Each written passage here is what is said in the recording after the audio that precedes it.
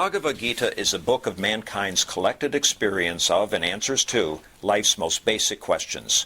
Who I am, from where do I come, what is my purpose and destiny, and most practically, how do I find happiness? These podcasts originate in the lectures of Neil Bhatt, a disciple of Swami Chinmayananda. They are presented here in 20 to 30-minute segments, each covering 3 of the Gita's 701 verses. Welcome to Gita Wisdom for Daily Living. In the last 2 chapters, we have seen that Bhagavan said this self is immortal, eternal. And therefore the knowledge about the self is also eternal.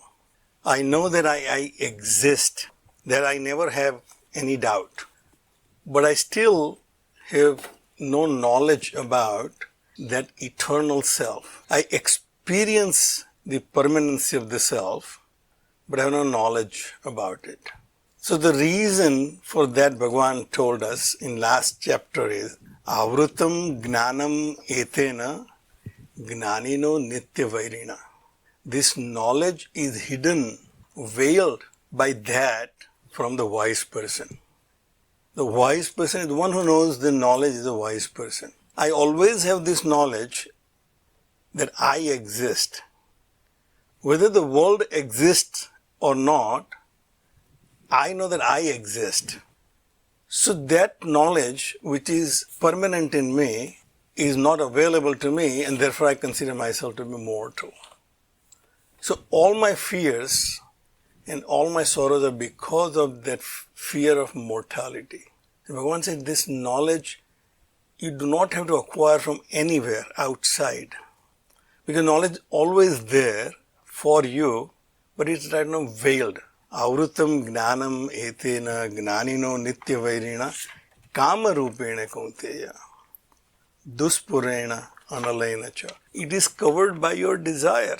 He said this is the veiling. The veiling is your own desire to enjoy this world of objects outside. But this knowledge you never have to acquire from anywhere else. Once you come to know yourself, the knowledge is always there. I exist. That knowledge nobody has to give me. It is my fear of mortality is to be removed. So once I remove that fear, then I will be fearless, immortal being. How can I remove this veiling, which is what we have seen in Karma Yoga? So once right now, because your desire is to act in this world and then acquire happiness, you have to continue work in this world. Because activity is inevitable when you are embodied one. When you identify with this conditioning, we call it body, mind and intellect. As long as I'm identified with it, I have to continue working in this world. And how I can work in this world so that I can remove this ignorance about myself is the plan we have seen in last chapter, Karma Yoga. Karma Yoga is the method. Bhagavan said, you can prepare your subtle instrument, your internal instrument, to gain your knowledge back about yourself. Knowledge is always there, it is just veiled. Once you remove the veiling, the knowledge will be available to you. And for that, you have to prepare your internal instrument, mind and intellect, to receive that knowledge. And that path, we have said, is Karma Yoga. And it laid out very simply. Bhagavan said all you have to do is act in this world, but without any expectation for particular results. And then you establish yourself in yoga, which is the balance of mind. They make your mind equanimous in all situations. So once you have acquired that equanimity of mind, then you will be able to act in this world very efficiently. That efficiency in action, Bhagavan said, is yoga. Once you act in this world with that balanced mind and without any expectation, that will give you the knowledge of your own self. So know thyself is the advice from Bhagavan. The philosophers in modern times or in history have basically come to the same conclusion. Greek philosopher Socrates said the same thing, know thyself. Because unexamined life is not worth living. If you are not making that effort to know yourself, it's not the life worth living. But he said, you will find out that you are an immortal being. When he was about to be executed, one of his students asked him, where should we bury you? And he said, that is if you can catch me before I leave. Because when I leave this body, you won't be able to catch me. All you can do is bury my body, and that you can bury anywhere you want. So this idea of immortality of soul is fairly established by all thinkers and philosophers. And Bhagavan said the same thing in the first 2 chapters. They said the goal for you is to find out that immortal self that you are. And the plan for that is Karma Yoga. This is the goal and this is the path. But obviously we always have a doubt whether this is truly a method which is tried and true. So the chapter 4 starts with opening statement from Bhagavan. Sri Bhagavan Uvacha, Bhagavan said, Evam vivasvate yogam proktavan aham avyayam vivasvan manave prahaha manuhu isvaku abravit. This knowledge is nothing new. Bhagavan said, I did not invent any new method, there's no new theory. The knowledge is always there. All I did is reinterpret it for you. And this has been going on for ages, right from the beginning of the creation. This knowledge exists and it was given out to right people. So the first one, he said, I gave it to Vivaswan, Lord's son. So the theory here is the knowledge started with the creation. And in our world at least, the sun is the source of our existence. Our life and everything that around us exists because the sun exists. It started all with the existence of the sun. If the consciousness is all pervading, then obviously consciousness was there when sun was created. So this knowledge was existing right from the beginning, and the right entity got this knowledge. They said first the sun got this knowledge. Then he gave it to Manu. So sun is the beginning of our creation, at least as we know. Then Manu, as we know, is the lawgiver. He is considered the first leader. Then Iswaka was the first king in solar dynasty. So this lineage of sun to Manu to Iswaku basically indicates the growth of the society from its creation to the current time. So Bhagavan said that this knowledge was given by the God himself, the consciousness, the all-pervading self itself, to the first entity. Then that gave it to the next right person, who was the leader of that society, that community. Then he gave it to the next person who became the leader of that society. The most interesting thing which we see here is the knowledge is given to all the kings. The idea was that if the leader has the knowledge, then there is a chance that the society will get this knowledge. If the leader does not have this knowledge, the society will have no chance to get this knowledge. Yatha Raja Tatha Praja. So the importance is given to the kings first in imparting this knowledge by the seers, then to other people. Because unless the top of the pyramid is educated and enlightened, then only the rest of the people will know this knowledge. Socrates' student Plato came to the same conclusion. So Plato, after Socrates' death, was pretty disturbed and how can we create a just society?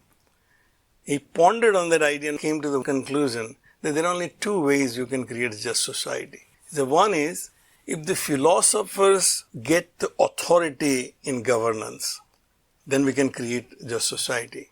And if that's not the case, then the people who are in the authority should be educated in philosophy.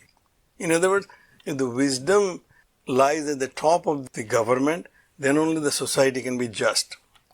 So you can see in our culture there has always been accepted that the kings have to be spiritually enlightened.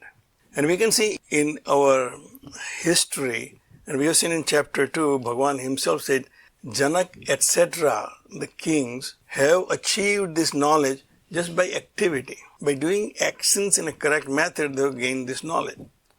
So we can see that in Rama's time, the kings had that knowledge.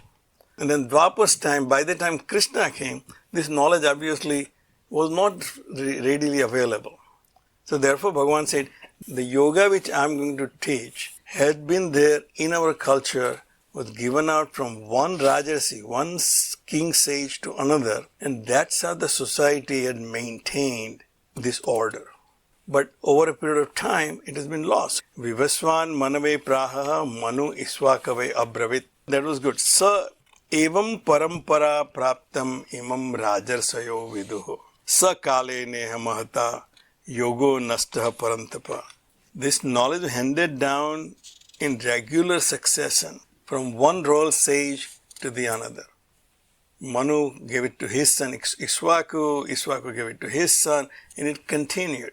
But there's somewhere in that chain that knowledge was lost. There was not a right person to receive this knowledge, and then gradually this chain was broken. Sa kale neha mahata yogo nastaha parantapa.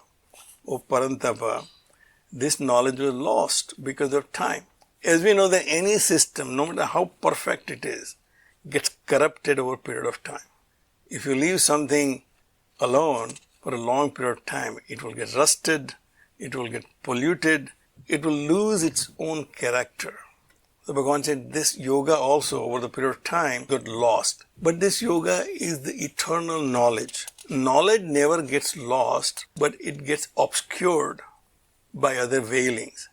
If we remove this veiling, then obviously the knowledge will be available to us. So at our level, at an individual level, the knowledge of the self was there, is there, and will remain there. But I can't find it right now because it is veiled by my ignorance. Also, in the society, this knowledge of how to run a just society is veiled by ignorance of the people who are in power, who are in authority. Sa evayam mayate adya yogaha proktaha puratana. Today I'm going to tell you that knowledge. This knowledge is lost over a period of time because of the lack of right person. There were no right people to receive this knowledge, therefore knowledge was not given. Knowledge was not available. Now that I found the right person in you, then I'm going to give you this knowledge today. Bhakto asime sakhacha iti rahasyam hi etad uttamam. Because you are my friend and my devotee. So you have to find a right candidate with whom you have the right relationship. If that person is not willing to accept your knowledge, no matter how sincere you are in giving that knowledge, the knowledge will not be available to him. Neither if you don't like that person for some reason, or you have no relationship with that person, then also this knowledge will not be transferred from one to another. But here we have a right conditioning, Bhagavan said. You are my friend, I like you, and also you are my devotee. That you have trust in me, that you trust me. And therefore, I think the time has come that I give you this knowledge which was lost over a period of time. So this is just an opening statement. Now obviously there's a lot to cover in this chapter. So I'll stop right here. If you find this podcast helpful, please support it by donating any amount by going to the episode's website at neilbhatt.podbean.com or at chinmayarichmond.org. Thank you. Om Sarve Bhavantu Sukhina Sarve Santu Niramayaha Sarve Bhadrani Pashyantu Ma Kaschid Dukkha Bhag Bhaved. Om Shantihi Shantihi Shantihi. Harihi Om. Shri Gurubhyo Namaha Harihi Om.